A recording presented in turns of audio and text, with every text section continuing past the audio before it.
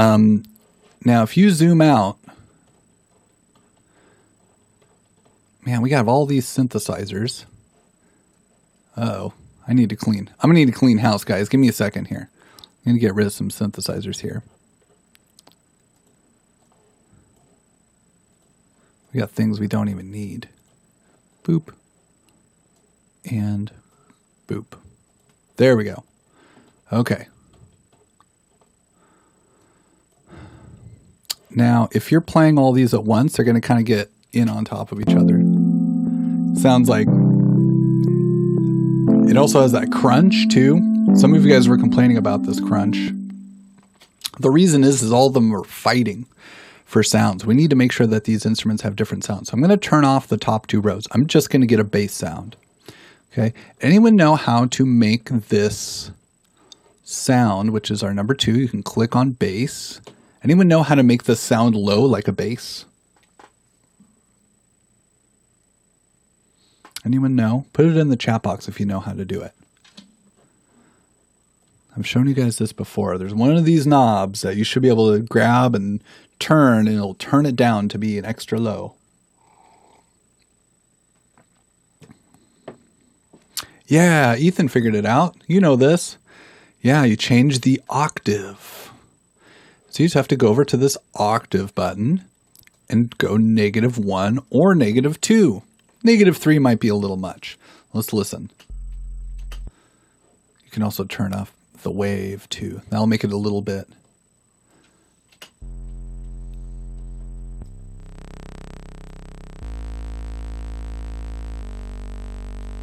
You know what? That was -2. If you just go -1, it might sound cool too. That sounds pretty bassy to me. Nice. Okay. I'm going to turn off the bass. I'm going to go to my chords. I'm going to click on chords. This brings me over to the other one. Okay. You know what I do for the chords that are really, really handy to program them? It looks like it defaults having 2 oscillators on, but you turn on multiples of these and then you can pan them. And what this will do is it'll create it like really big. You can put something on the right speaker and you can put something on the left speaker. And like, even though you have one set of notes, it'll sound really cool. And you can make one a higher octave and one a lower octave. And you go and you kind of change the settings so that things are really going to sound, kind of interesting. So I'm going to press play on that. So I panned them out and I just kind of changed the setting. Actually, that sounds really cool. Let's see what happens if I turn up the octaves even more.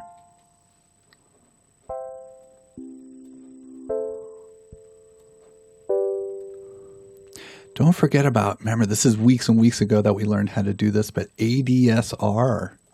You can always check the tacticane.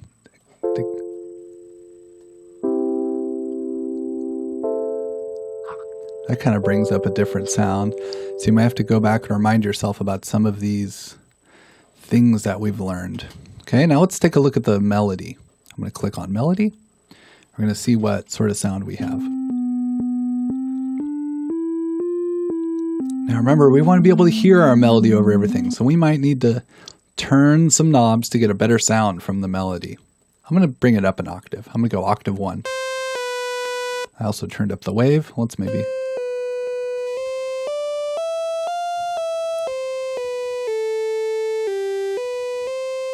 That's kind of cool.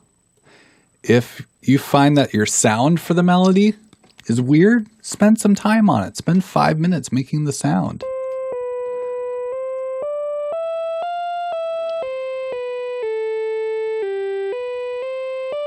Okay, now that I've made a sound for each one of those, I made my chords a little bright and shimmery, and I've made my melody a little bit higher and maybe a little bit more piercing, but not too much, and made my bass much lower. Now they should work much better together.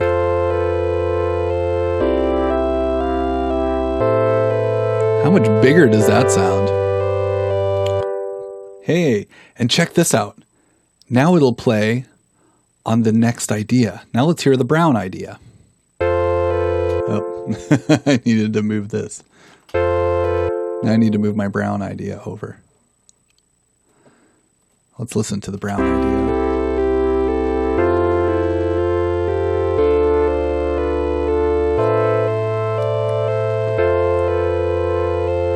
What's kind of cool about this, if you glue the two ideas together, instead of having a 4-measure idea, you have an 8-measure idea.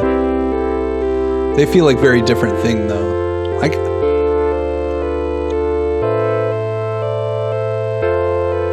So I'm in my long-term idea. Now you remember this from imagine this. Imagine you're going to build up a big blue idea for a while, and then you're going to switch over to your brown idea, or whichever color you choose, right? Maybe instead of brown, I go bonbon. Okay, so I have my blue idea and my bonbon idea. Before I do that, let's remember about this drum machine. Okay, this is actually what I'm looking for. I'm looking for you to get your ideas in. I only have 2 ideas right now. I'd want you to have a third one. And then you're going to add a drum machine. And I want you to develop your idea with the drum machine here really quick, okay? If you need to go back and review how to program a drum machine, or if you're new to the class, this might be an important one to do. Bass drum generally goes on 1 and 9. Click on the snare drum, 5 and 13. Okay. Let's see how that sounds.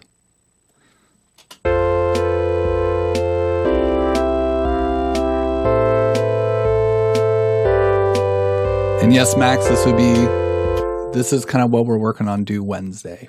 Okay. Now this is A1. A1. When I right click, I'm going to create a pattern track. Remember this? And I'm going to make an A1 box down here. Boop. I'm going to make an A1 box. Doesn't matter how big it is. Okay. A1. Okay. Now I'm going to make another box down over here, and another box down over here, and another box over here, and another box over here. And I want you to have, let's say A2. I'm going to make the second box an A2. What color? Doesn't matter which color it is. But I want it to be a different color. And we're going to go switch pattern, make that an A2. And when I go A2, you want to make sure that A1 is a super basic beat. I mean, like so basic. And A2 is just a little bit more. And A3 is a little bit more than that.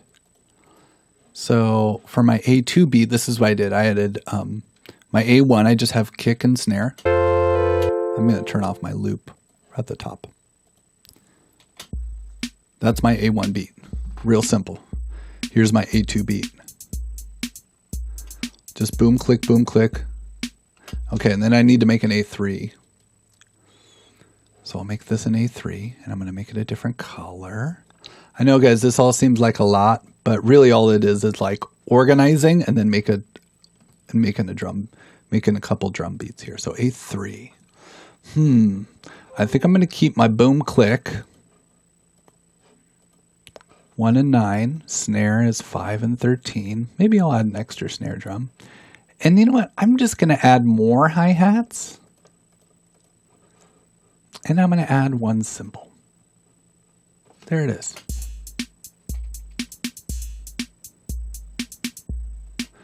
Okay, and then I'm going to do an A4. Here, I'm going to do an A4, and then guess what? I'm going to make this one A5. Make both of those different colors. Ocean. I'm going to make this one racing green. Okay, for my A4. Now, if you're thinking, Mr. Dean, this is like so fiddly. Okay, there's a trick. There's always a trick. You can copy patterns and you can paste patterns. So I'm going to copy my A3 and I'm going to paste it. So now I can see that it's A4. I'm going to paste it here. Whoever just left the call just totally got. Let's see if they've... Yeah, now my A4 has some better stuff. So now I have my drum patterns. Now I'm on A4, and I'm going to add some extra sounds onto A4. And then on A5, paste pattern. Boop, do it again. And this time I'm going to add some hand claps. Okay, now Gavin, I know you might be getting a little lost in this. We're a little bit in the weeds, but I want you to listen to this. I just made 5 drum patterns. Okay, and how to do that takes a little bit of time, a little bit of remembering, but I have an A1 pattern that's really simple, an A2 that adds one little thing, an A3 that adds a little more, an A4 that adds just a little bit more on top of that, and then an A5.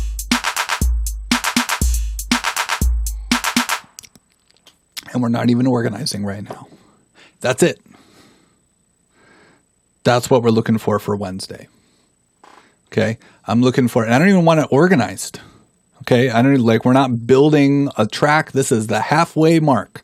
The halfway mark is we're getting our ideas into the program. We're getting our MIDI files in. We're making a melody, a chords, and a bass. And then I want you to make a couple drum ideas. And then that's where we're going for Wednesday.